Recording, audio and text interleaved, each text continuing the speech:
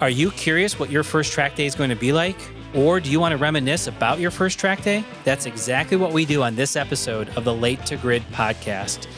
I have Dexter Shreve in the Atomic Autosports studio to talk about his first track day, which was a Track Night in America event. He tells us about the car he took.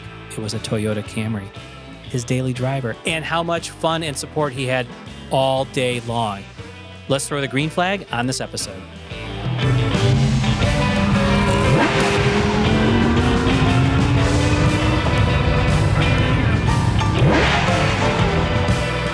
As I mentioned, I have Dexter here, and Dexter, a couple weeks ago, I had Josh, the producer, on because he asked about, what do I got to do to get on track?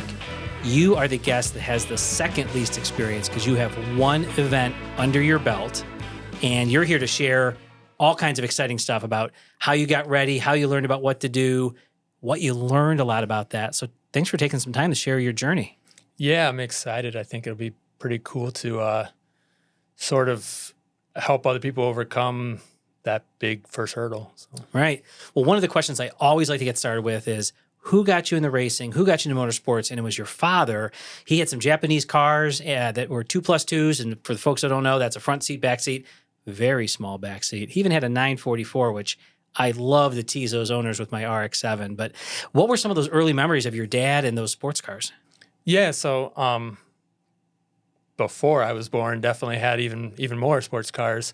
But my dad was always just a sports car driver, not mechanically inclined. Didn't really want to fix something, just wanted to drive it. And he kind of, as he had us kids, and there's 3 boys and a girl, so it was 4 of us, he put us in the back seat of those cars because he still wanted to drive and have fun. So I think that was always what got me interested. And yeah, he had a number of different cars that, I guess kindly put, are reasonable sports cars. So it was sure, the 3,000, yeah. 300, absolutely. Yeah, so I mean that's being in the back seat of those sparked my interest, and they were something that did make sense for our family to have some fun and to get us around the cars. So all right, so you have 3 siblings, 4 kids total. How many kids maximum did you guys fit in the back of those cars? Ever all 4 in the back? No. I mean, it was kind of a before my sister came along, so we were still pretty young. But right. Then we moved on to having to have a sedan and some minivans. But those weren't the fun years. Right. You mentioned he had an interest in racing. Did you guys ever watch racing on TV or head to the track and watch stuff live? Yeah, so I was probably more in my later teen years. I was probably driving by then, mm-hmm. But we would go to Vintage Grand Prix at Mid-Ohio. That was something that we did. Yes. Comes around mid-June every year, close to Father's Day. So we did that for a number of years, and so that was kind of my annual touch with some racing. Mm-hmm. And it's an event my dad used to go spectate at years and years before. Back before it was really vintage. Yeah. So. And you mentioned, as we're getting ready for the show, that you have an interest in vintage racing as you go along your motorsports journey. Is that what inspired that? Yeah, I think so.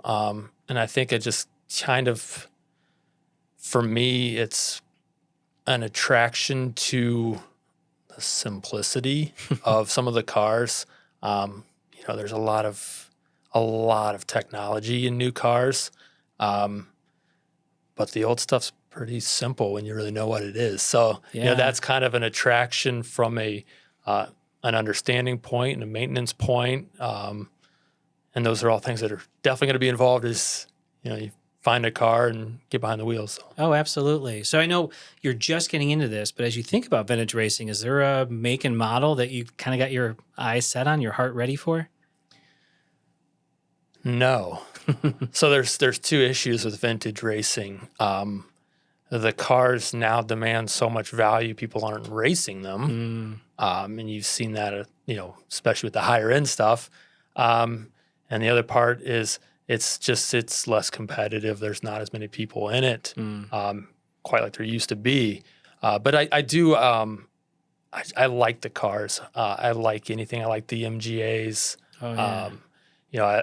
I like, some of the Trans Am racers, the Mustangs, the Camaros that racing some of the, the faster groups, if you will. And then, one of the other interests I had was in some of the open wheel, the Formula Ford, Formula V, and sort of that spec class, if you will, so that, you really get to learn to drive. So you're not just going faster because you're in a faster car, you're in the same car as everybody else. So those are some of the interests that I have. But at this point, it's finding out which route I want to go. So. Right. You mentioned Formula V, and my recommendation always is if, because we get asked a lot on the endurance racing side, what kind of car should I get and go racing with? I said, find out what car races the most in that and try to get one of those. So when we show up to the track with neons, there's not a lot of other people there that have neons. So we can't go borrow whatever, which is why we have to bring like 2 of everything. You got a Miata, you got a Formula V, you have a BMW, E46.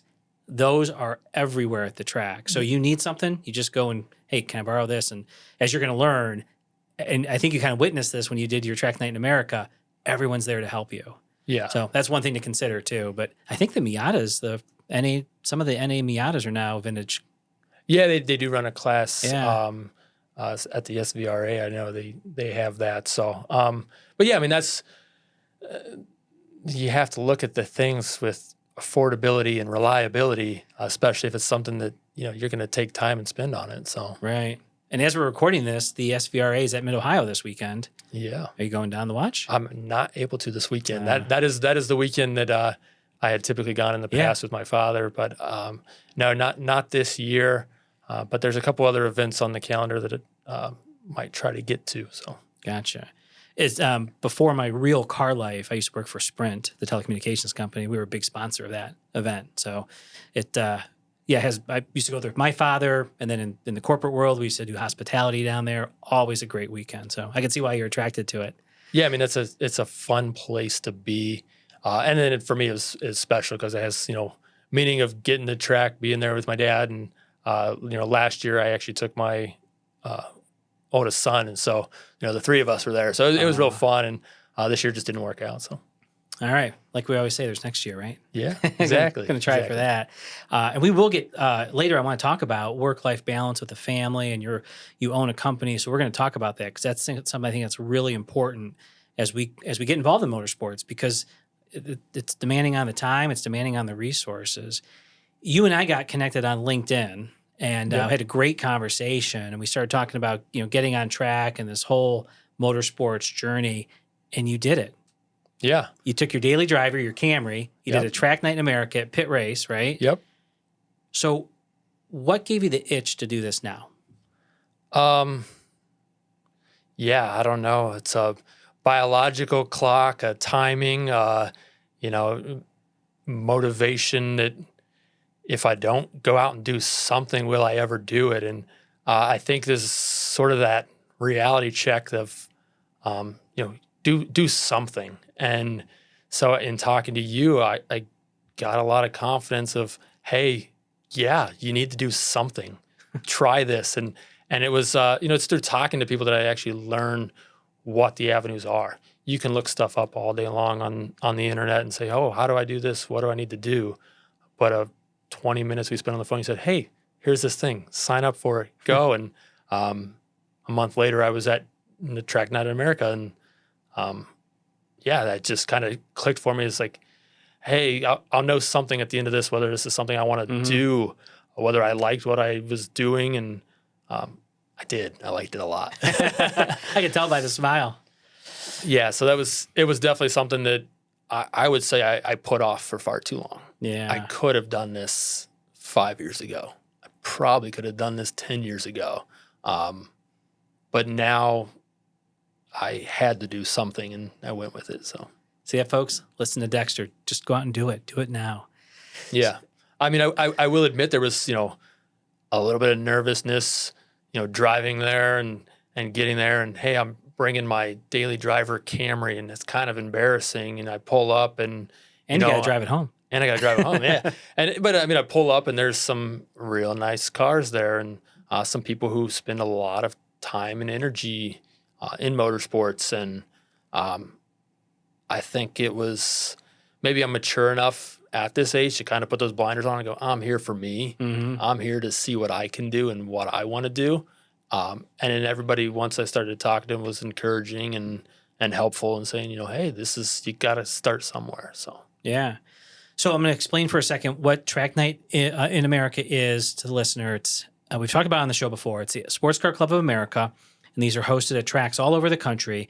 And the whole idea is that somebody can work the first part of the day, and then they can go to the track in the afternoon. So they generally start around 3 o'clock. So we're kind of trying to go after that golf crowd, that leave the office early and go golfing.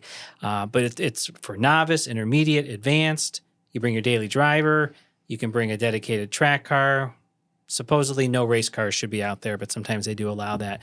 But walk us through pulling up to pit race, going through registration. Was it a smooth process? Were there still questions? How'd it go for you? Yeah, so I'll start even a little bit before that. Joined the SCCA, made that kind of my point of commitment. So gets a discount on the fee for the Track Night in America, but it kind of reeled me in and said, okay, committing dollars. So now I'm committing something. Signed up for the event, marked it on my calendar. Your car and a helmet. Well, I didn't even have a helmet. So on the way, I drove past Summit down in Talmadge, stopped in and tried on 4 or 5 different helmets, picked the one that felt the best, put it on, bought it, used my coupon from the SCCA. Oh my gosh, that's awesome. Got another 10% off, I believe. And then drove on into the track. So even before I got to the track, I was, calculating, hey, I got to get invested in this. And, that's kind of a last minute investment to go get the helmet. Good thing they had your size. They had all the sizes. So I got to try a bunch of different ones on and find the best fit. And that's probably the best way to do that too. If you're going to go spend time behind the wheel, you want to be comfortable doing it. But yeah, so then pulling into the track, it was definitely a different experience because I was there to do something, not just watch. And so it was outlined. It was easy. Fill out the waiver, do your tech sheet for the car. I had everything that I needed. So, did you learn anything during the tech sheet process? Anything you didn't know about your car or something that was interesting to you on the tech sheet? No, I was pretty straightforward. Right. Kind of routine maintenance things you should be checking on your car anyway. And for me, as you mentioned, it's a Toyota Camry, so there's really not a lot that goes wrong with Toyota Camrys. So I wasn't, hunting, pecking to find something wrong with it. So and it did great once we got out and got going. So not a race car by any means, but it was fun. So that's great. And you didn't do anything to the Camry before. The tires that you drive on every day, the brake fluid you drive on every day, the brakes you drive on every day. That's how you rolled up to pit race, right? Exactly how I rolled up. I love that.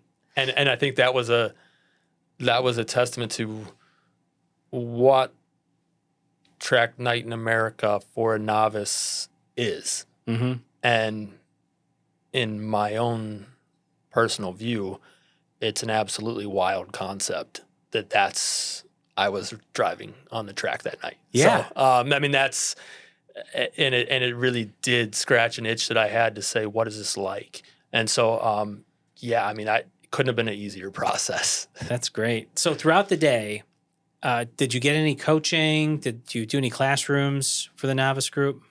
Yeah, so there was in between the track sessions, more or less rules of the track, flags, what to look out for, the point to pass, some of the somewhat simple rules, but no real coaching on any driving. It was just kind of go. And I did start our first lap. The instructor went out and drove the racing line, and I was 4 or 5 cars back, so I could kind of see where we were headed and, trying to keep that so I know where to go.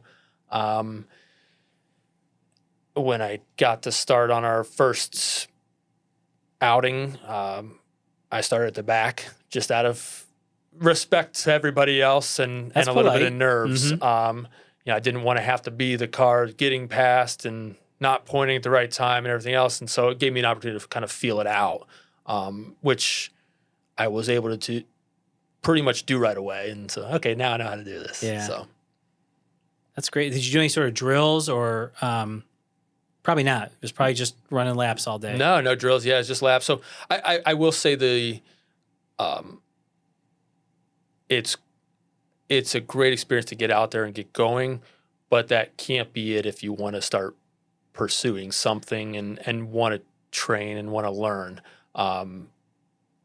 That comes with all the other opportunities that they offer, and through the SCCA and through other organizations as well. So I think it's a nice break into it. Hey, do you even want to do this? And I've invested now a mere total of $500, and I have a helmet and a track night under my belt to show for it at this point. And so really for not a whole lot. How big was the smile driving back to Ohio? It was big. I was excited. It was a rush. It was nice to drive back kind of slow and just take my time. Because I will say I'm a competitive person by nature, and not necessarily competitive against everybody else, but within myself. So I pushed. I mean, I wasn't just parade lapping. Yeah. I was pushing. I was hitting it on the straights and braking harder than I should have been braking. So it was fun. Well, you mentioned that the brakes were pretty smelly. They were heating up real good. Yeah. But I wasn't holding back. I was trying to drive and see if I liked doing it. So that's awesome. Took the car seats out? I did. Yeah, the car seats out. So I did that the night before, so I didn't have to drive down with them. But I will say, there were some people with car seats in, so it's for everybody. So absolutely. One thing you mentioned that you forgot for the track day, for the track night in America, was a chair. Yeah. So I got a chance. I mean, they had the little classroom section with some chairs when they were talking to us, but then you walk back out and sat on the curb a little bit there and kind of leaned on the car, but I was beat. I mean, I worked a half day in the morning and drove 2 hours. I didn't really want to, sit too much, but it kind of made me tired a little bit too. So, which that was new for me. So, what are you glad you brought? I mean, I brought a tire gauge, so I was able to check the tire pressure, and that was recommended. And and I brought the little metal stick tire gauge because that's what I have. What you have. So nothing fancy. And that's kind of my approach. This wasn't supposed to be fancy. So, in addition to a chair, what else are you going to take next time? Well, so I was thinking maybe a stopwatch. Tape one on the dash and.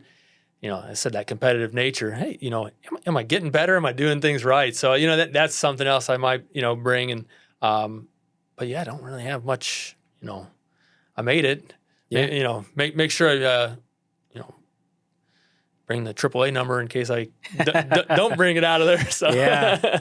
Do you have a phone holder in your car? No. And I actually, I didn't even drive with my phone in the car. So there's some good free apps that can act as lap timers. Harry's is one, Track Attack is another. There's a couple other ones I don't remember the names to, but if you have a secure mount, because a lot of times they clear GPS. Okay. Yep. Great way to get some initial data to kind of show you that. I'm not a very techie guy. That's all right. They're easy to use. I said I didn't even have the phone in the car, so I kind of did the, everything out of the pockets, put everything out, and just the key. So One thing you mentioned earlier about just running laps versus I think where you're going with that was instruction, and there are a lot of great organizations out there. Like Auto Interest is one of the ones in our region where there is a lot of instruction on track. You can have somebody sit next to you. You got a radio set up. So you can talk to one another. They guide you through things. You come back, you do some classroom. I was just out with them a couple weeks ago at Nelson Ledges, and in our group, we were doing different drills. And how close can you get to one another? Just leapfrog each other, passing in unfamiliar territories. And what was really interesting is as the day went on, our group in the morning was giving probably 2 car lengths or 2 car widths to pass.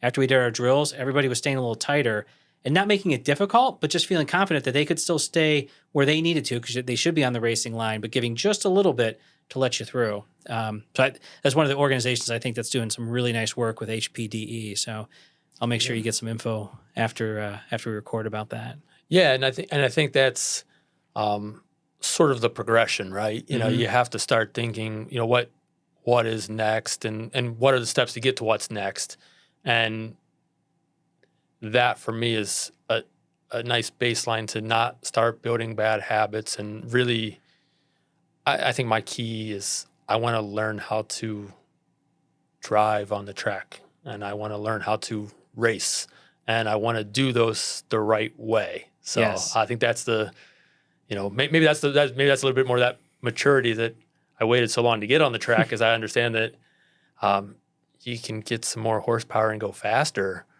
but are you getting better as a driver? So that's kind of what I want to target as a goal, is if I'm going to, you know, get back out there, how do I get better? So Right.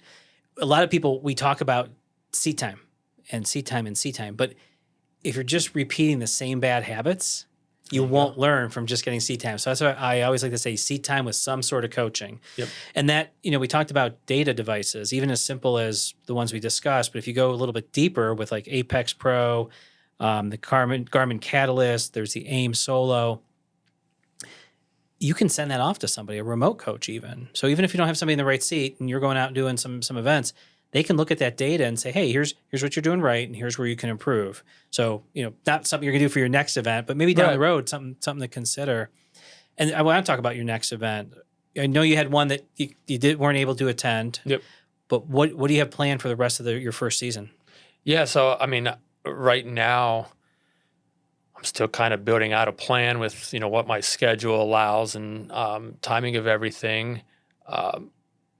I'd like to definitely do another track night in America, and there's a few more here this year at Pit Race, which is a pretty short drive here from us in Cleveland. And then from there, anything else I can do to get to the track. And I know we talked about, you know, not being in the seat, but what else can you learn?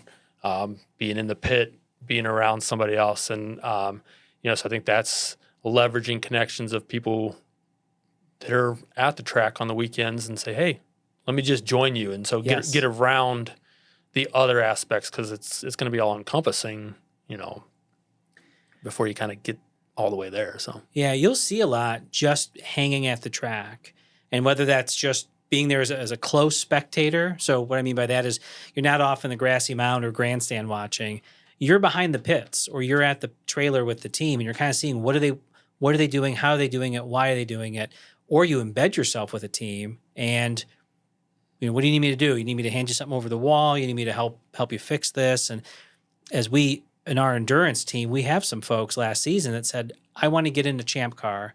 I don't want to race yet, but I want to hang with you for the weekend and see what is this all about, because it might be more than I'm willing to bite off. So you bring up a great point, Dexter, that if you just sort of observe and look and see what's going on, you're going to learn a ton, and you're going to learn from others as opposed to having to learn it at your own time. Yeah. I think I invited you already to our race here next weekend at Nelson Ledges. I'll send you all the info over the weekend, and you're welcome to come and hang with us. And I think that's one of those next steps that, hey, you've been behind the wheel on a track, check. Now you need to figure out, do you want to be around everybody else and everything else that's going on? Check. And then it's, hey, have you got some coaching on what you need to do to get better? Check. So it's kind of going through that list and say, hey, what's your timeline look like? What do you want to do? And I have to answer those questions for myself before I can ask people for help. And but I think it's doing something. It's planning that next step. It's saying, yeah, I'll be there next weekend, and trying to find a way to make that happen that will allow me to kind of progress. So, right. Between now and your next event, what are you doing to learn or research? Do you have any sort of things that you're working on?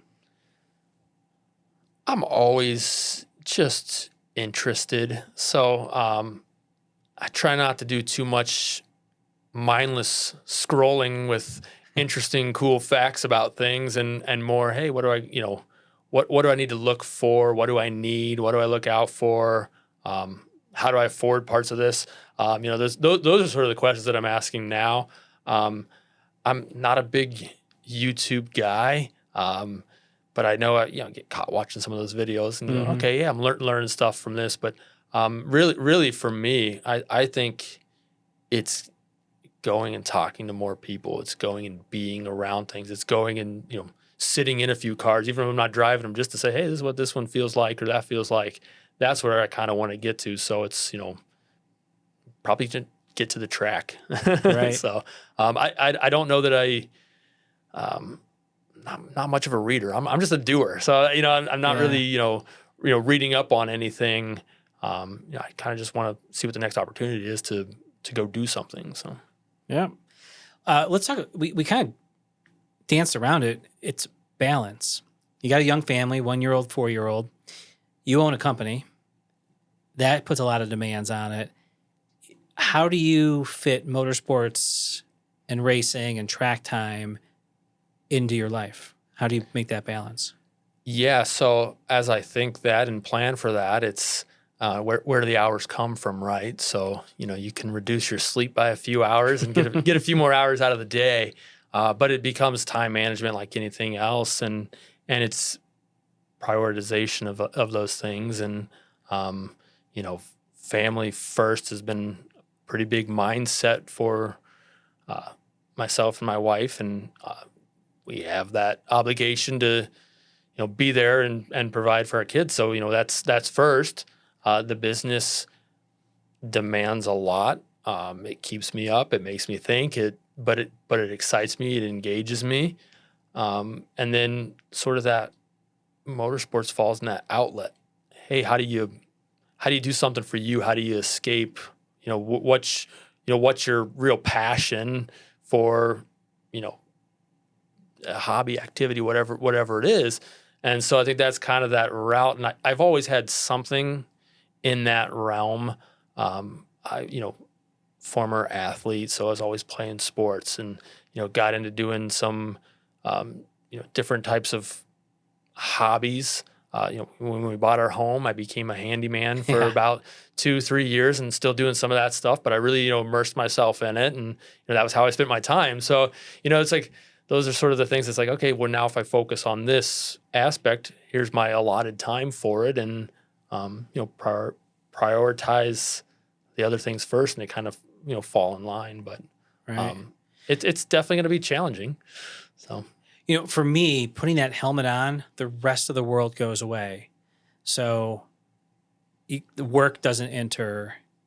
Any issues I'm dealing with, in a personal level or family level, they go away. At that point, that helmet comes on, the world goes away. So it's a great outlet, I think, for men and women to sort of say, hey, this is my time. I'm going to get out there. Yeah. I got to be 100% focused on what I'm doing. And the world just goes away for a little bit. Well, and I think that's the mindset I want to use to approach it. And then, what you also said, 100% focus too, is that I like directing my focus. And getting behind the wheel of a car going fast, you need to have your focus. So you have to mentally block those things out, especially if you want to be able to succeed. And so maybe that's a driving force for it with the busy, chaotic life that goes on. And the other thing that's cool about having a 4-year-old and a 1-year-old, both boys, they're very into cars. They like to go fast. They're running all over the place. They're biking and be karting and whatnot before long. So they really love it. So you got your built-in pit crew right there. Yeah, well, I hope so. We'll see what they aspire to do. But right now, I've watched the movie Cars a billion times. I don't think we go anywhere without a few Hot Wheels or cars or something in our hands. So find them everywhere now. So it's kind of the thing in our house. So. Yeah. Let's talk about business for a minute, business ownership. Day Piston Company. Yep. You make pistons for mostly industrial sort of applications. You got the automotive client we were just talking about here before the show started. How does owning a business fit into this motorsports? Does it help support it? Does it give you an outlet for advertising? Do you see a connection between the business ownership and where you're going to be taking your racing? Yeah, I mean, I don't think that was ever intentional. But I think what happens is when you do get to a point of being entrepreneurial and having a business and you want to promote yourself, you want to promote your business, you want to take those opportunities. And when it is your own business, it's your own advertisement. It's free. You don't get to pay yourself for it per se, but you can sticker yourself up all you want, and that's a fun route to go. And as you mentioned, we make pistons primarily for pumps, compressors, and occasional engine. So probably not your go-to guy for your racing pistons, but hey, that can all change down the road too. And I think that'd be a cool story to tell someday. Is hey, not only am I racing, but I'm running pistons I made in the car. But I mean that's further down the road, and that's sort of that fun dream. So that's pretty cool. I want to go back to the first track night for a second. Is there something you thought may have happened, or something you thought you might experience or see that you didn't? No, I mean, I honestly, I touched on this earlier. I just think it's kind of crazy. Yeah. I mean, I did see, we were very early into our first session, saw a car ahead of me drive off the track. Oh no. Well, that didn't affect me because I was doing what I needed to do, and that I think that might have been something that's kind of puts in your head, hey, this is real, this is something, this is scary, this is dangerous, this has implications, it could be bad for you if not done the right way, but it was just such a cool experience that I wasn't prepared for anything, so it was it exceeded expectations I didn't even have. So oh man, that's so exciting to hear. Before we start wrapping up here, is there anything we didn't talk about that you wanted to? No, I mean, I guess I just hope that I can help share my experience and use that for somebody else to get out on the track maybe a little bit earlier than I did, and say, hey, don't be afraid of what's going on, and don't be embarrassed. And you feel how you feel, but it's building something for everybody. Mm-hmm. So that's what's really cool about it. And so that's what I was happy to do. And that's what I want people to know, that, hey, you can do that too. So, that hopefully is just the beginning for me. So, yeah. Did the wife give you any pushback about, I'm not sure you should be doing this?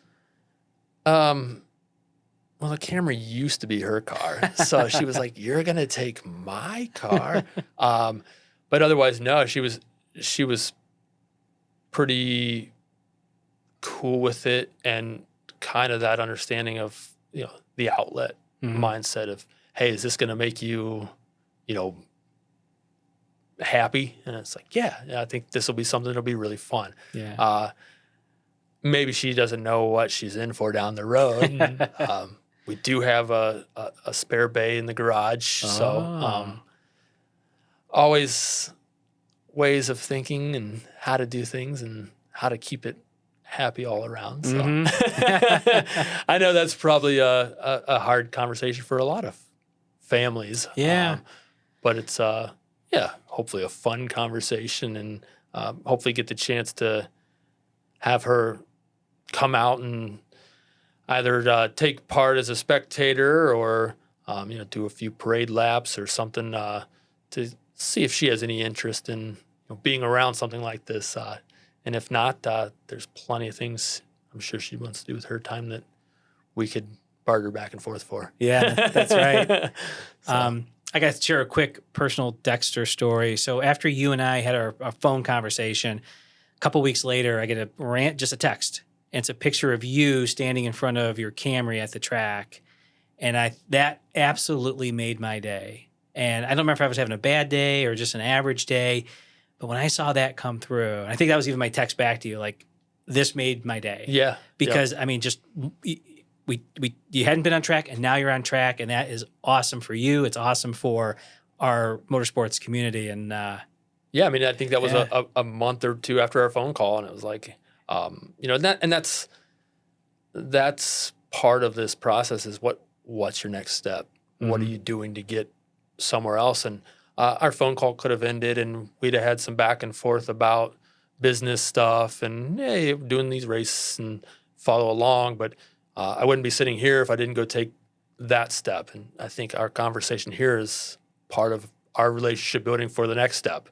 I have an invite to come hang next weekend. Yep. So I don't think that happens if I don't do something.